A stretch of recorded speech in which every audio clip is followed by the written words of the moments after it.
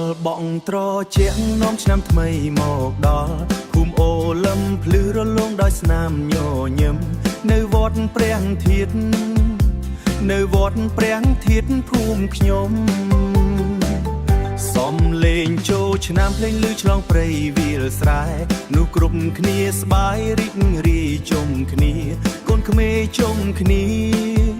កូនក្មេងលេងល្បែងបុរាណ